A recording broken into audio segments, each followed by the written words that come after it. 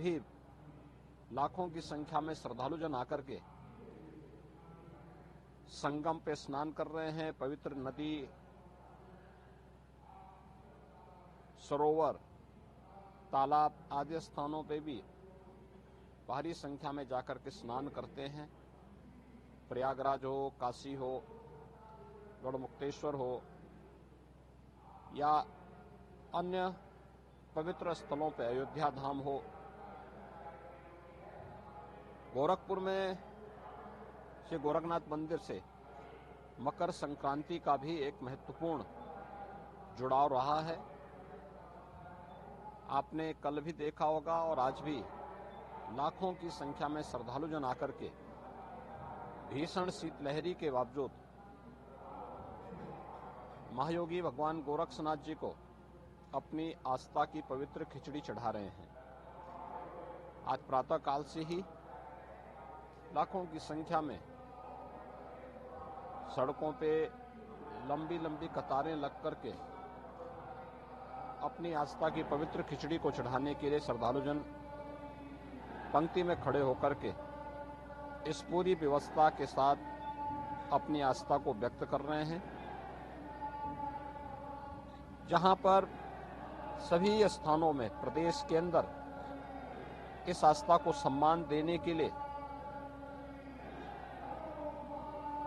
मंदिर प्रबंधन की ओर से, प्रशासन की ओर से श्रद्धालु जनों को किसी भी प्रकार की असुविधा न हो,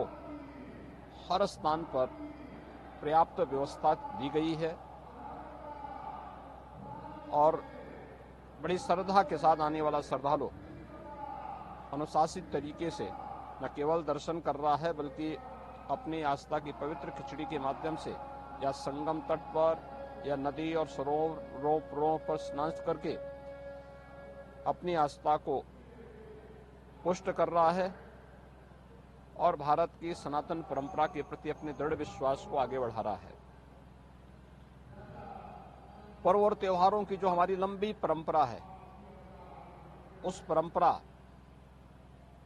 में आज का महत्व इसलिए भी और हो जाता है क्योंकि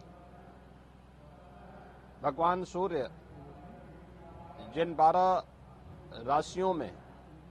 विभक्त होकर के इस संपूर्ण ब्रह्मांड का भ्रमण करते हैं, आज धनु राशि से मकर राशि में जगतपिता सूर्य का संक्रमण भी है जो मकर संक्रांति के रूप में है। तो दक्षिणायन से उत्तरायण में भी सूर्य का जाना यह सनातन धर्म की परंपरा में अनेक मांगलिक और शुभ कार्यों को करने की एक प्रशस्त तिथि मानी जाती है। हमारे सभी मांगलिक और शुभ कार्यों को शुभारंभ करने की तिथि भी है। यानी अब इसके बाद से मुहूर्त के अनुसार मांगलिक और जितने भी इस प्रकार के पारिवारिक कार्यक्रम श्रद्धालु जनों के होते हैं, उन सभी को लोग इस कार्यक्रम के अपने आयोजनों को आयोजित करते हैं। और भारत की परंपरा में हजारों वर्षों से इस प्रकार के आयोजन की या उत्तरायण के बारे का अपना महत्व रहा है। तो स्वाभाविक रूप से आज ब्रह्म मुहूर्त से ही लोग मकर संक्रांति की पूर्ण बेला में इस श्रद्धा के साथ जुड़े हुए हैं। पंचांग के अनुसार प्रातः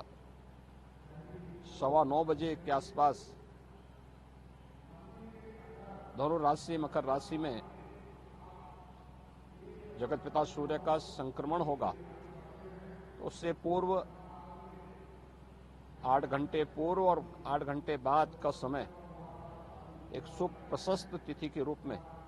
इसका पुण्य काल माना गया है और उसके अनुसार ही यहाँ पे श्रद्धालु जन आकर के बड़ी संख्या में श्रद्धा का स्नान कर रहे हैं। मैं मकर संक्रांति के अवसर पर सभी श्रद्धालु जनों को,